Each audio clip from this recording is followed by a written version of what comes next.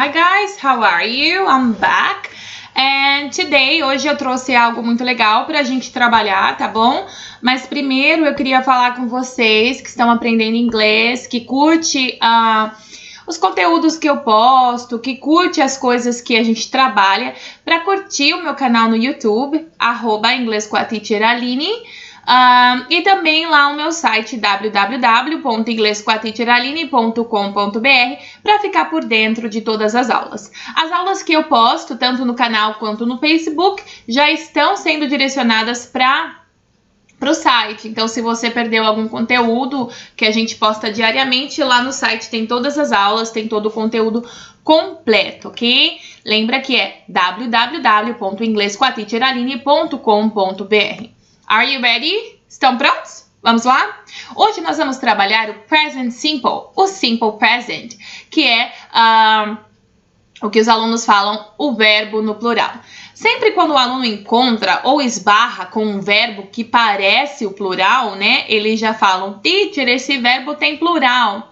Não é plural de verbo. É a forma de conjugação do verbo. É um pouco diferente. Nós temos várias situações em que nós usamos o present simple. Várias. Então, a gente usa ele para falar sobre um hábito, sobre uma rotina, sobre um trabalho, sobre características de pessoas.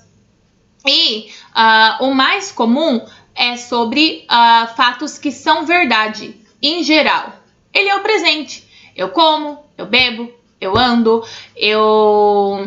o mundo é azul, o mundo é rosa, a água ferve a 100 graus, os britânicos tomam chá, a minha mãe trabalha como enfermeira. Então, eles são situações que são verdade e que são fatos, ok?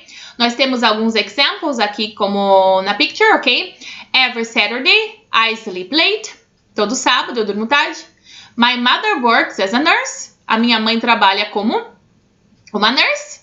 Os britânicos tomam chá e a água ferve a 100 graus. São alguns exemplos do usage do simple present. A forma de conjugação desse verbo, ela não é difícil, mas é um pouco tricky. Eu diria que é um pouco tricky, tá? A gente sempre tem que se atentar para o he, she, it.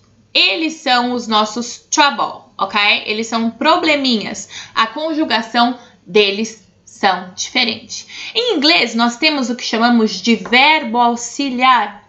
Cada tempo verbal, ele tem o seu verbo auxiliar. O verbo auxiliar, ele é uma palavrinha neutra, na maioria das vezes, que ele vai ser colocado na forma interrogativa ou negativa. E essa palavrinha, ela demonstra o estado do verbo. Vou explicar. Calma lá. Por exemplo, o simple present, o verbo auxiliar dele é o do ou o does. Quando eu coloco o do numa interrogativa, example, do you work? Nesta frase, o do está colocando o verbo work no presente. É simples assim. Eu não posso falar you work e já colocar um ponto de interrogação. Em inglês, eu preciso do verbo auxiliar, que nós chamamos de auxiliary verbs.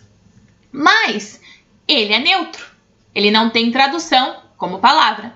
Ele está ali mesmo para fazer a função de conjugação. Tanto na interrogativa, como o verbo que eu dei, do you work, quanto na negativa, you do not work. A negativa fala que você precisa de um verbo precedido, né, do not e o verbo. Peraí. Voltando.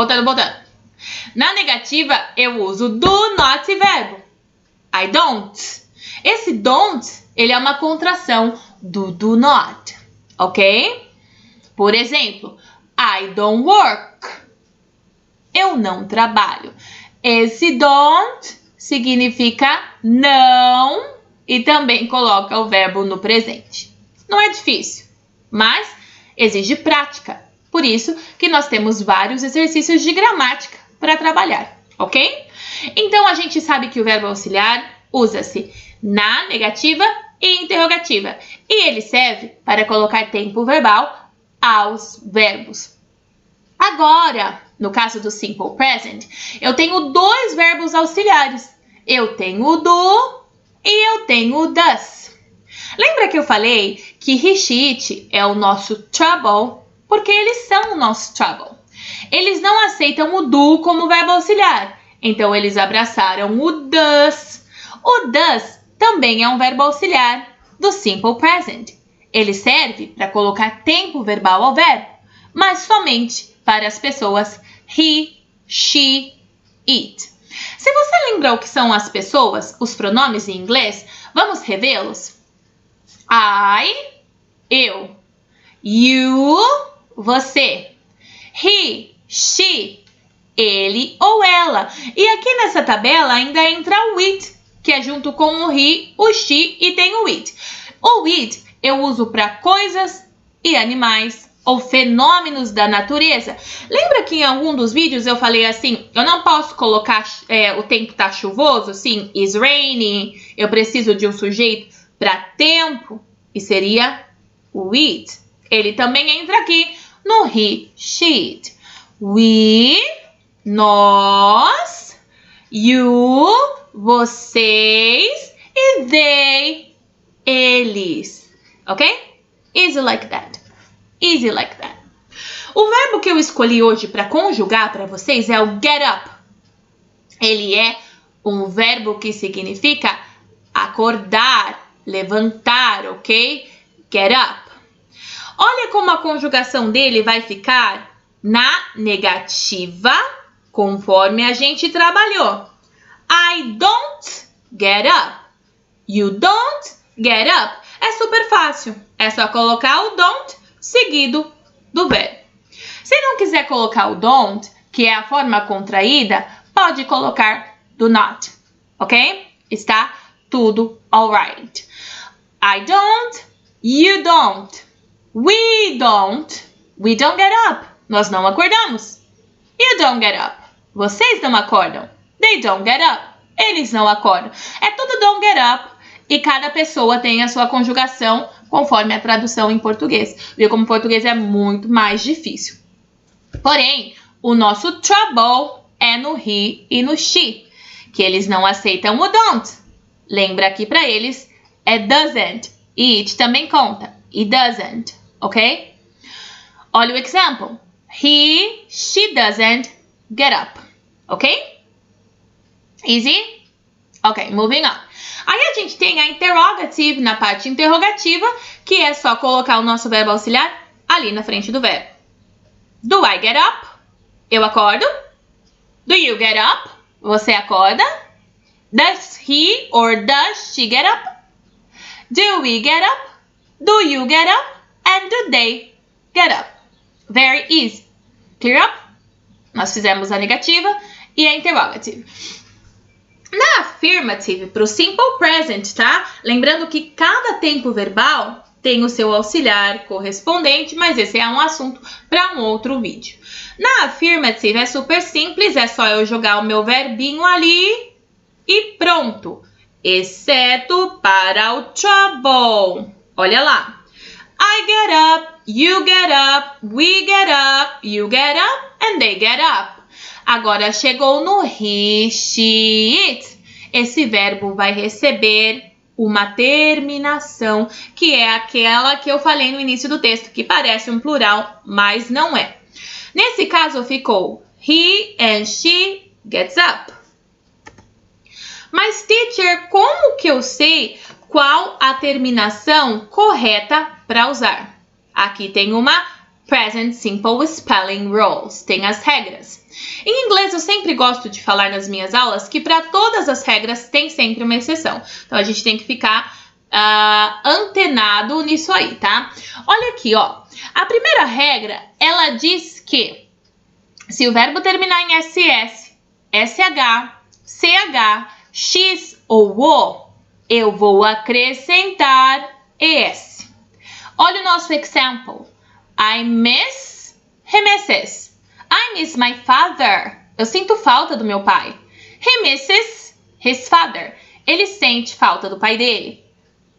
Só para he, she, it. Essas regras são só para he, she, it. I finish, he finishes. I watch, he watches. I mix, he mixes. I go, he goes. ok? Se o verbo terminar em Y ou uma consoante mais Y, né? Ele vai ser acrescentado com IES. I study vira he studies. I cry vira he cries. I cry every day. Eu choro todo dia, mas quando eu vou falar que ele chora todo dia, it becomes he cries every day. Agora, é bem interessante essa regra aqui, que eu falei que era o Y, né, precedido de uma consoante, mas quando tem o Y precedido da vogal, é só o S, que é o caso do play, tá vendo? O Y precedido de vogal, só acrescentei o S. I play, he plays. I buy, he buys. Ok? Ai, teacher, como eu vou lembrar disso tudo? Ah, você vai fazer vários exercícios de gramática, você vai ouvir vários vídeos e nada mais justo como observar as frases, o uso e vivenciar elas no dia a dia. Eu lembro que quando eu aprendi o Simple Present, eu tinha muita dificuldade com o he, she, it e demorou um pouco para eu pegar esses verbos. No começo, você pode até falar sem a conjugação desse verbo com ES e ES, o gringo ele vai entender normalmente, mas ele pode até te corrigir, ele vai até te corrigir em alguns casos. Olha o meu example aqui, ó. I read the newspaper every Sunday. Eu leio o jornal todo domingo. É uma routine, every Sunday. Agora, se eu for falar que ele lê, eu já não posso falar I read. Eu já vou falar he reads the newspaper every Sunday. Para todos os outros verbos que não terminam assim, você vai acrescentar somente S, que é o caso do read. Do read, não tem nenhuma regra em específico que fala, terminou em D e tal. Não. Acrescenta S. He reads, she reads the newspaper. Look at the example below as I eat ice cream every day. Se fosse she, seria she eats ice cream every day. Tem muitos verbos aqui que express a routine. Activities that you do in a routine. São atividades da routine de alguém, ok? Let's see them up.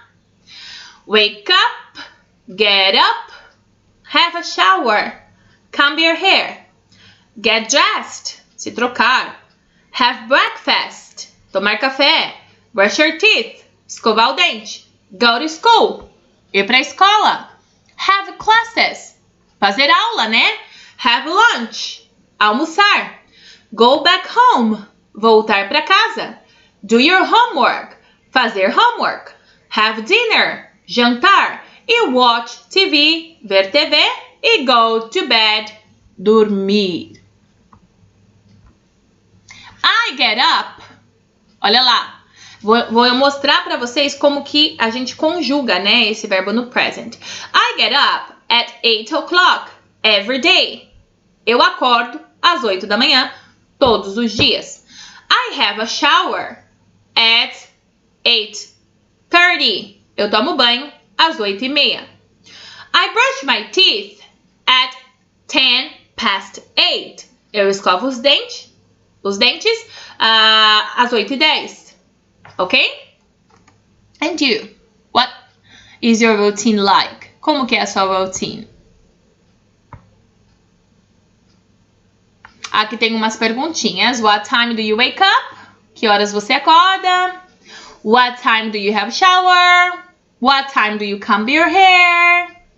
Você pode tentar respondê-las para mim, ok? Look at the example. The lady. She walks the dog. Ela anda com o cachorro. Então, eu não posso falar she walk, né? Porque eu tô falando de she. She walks the dog. I walk the dog. She walks the dog. Oops. She walks the dog. I sleep at 7 p.m. She sleeps at 7 p.m. I wake up at 6 a.m. She wakes up at 6 a.m. I go to school at 6 a.m. He goes to school at 6 a.m. Good job. Good job. Preparei um texto aqui sobre Subin daily routines. Pay attention at it. I get up at 7 a.m. I eat breakfast at 7:30 a.m. I arrive at campus at 9 a.m. I have my first class at 9 a.m. I have classes until 6 p.m. I go to a health club after campus. I exercise from 6 to 7 p.m.